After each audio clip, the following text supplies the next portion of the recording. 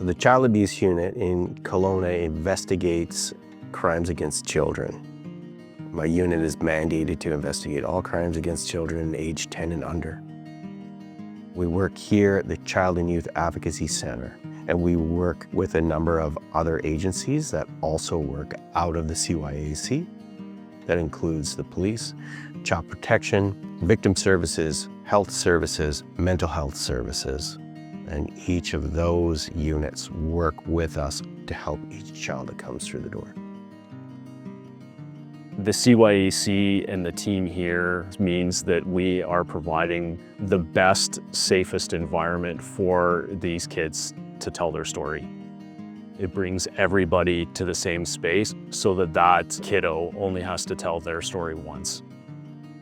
When I approach a child, the first thing that's running through my head is that I'm thinking that I want to be trauma informed, and I want to gain the trust of the child, because I want that child to leave their parents and come with me, a man they just met, down the hall and into an interview room.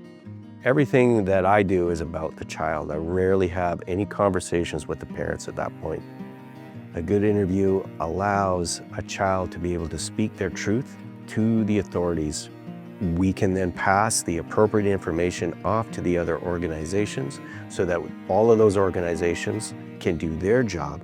Number one job, keeping the child safe and providing them with the supports that they need to start the healing process. The files that my teams are responsible for take a toll.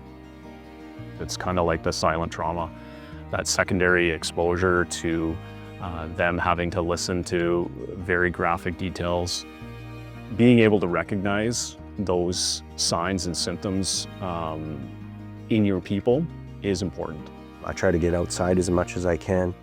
I try to spend as much time with my friends and my family and just really stay engaged in life and remember that there's lots of great things going on. I also take time to check my mental health as well, so I see a psychologist regularly. I'm proud that I have a job where I can stand up for people that can't stand up for themselves. I'm proud that I can stand up for kids because they often can't. I want my kids and my family and my friends to grow up in a community that's safe.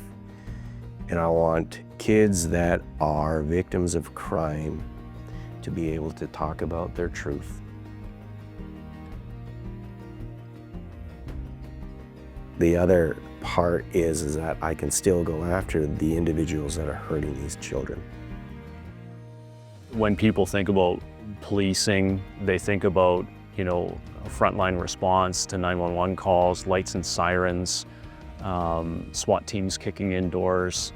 And oftentimes, some of the most important police work that happens in a community is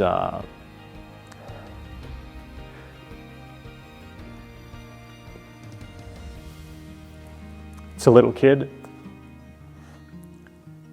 on the other side of an interview room.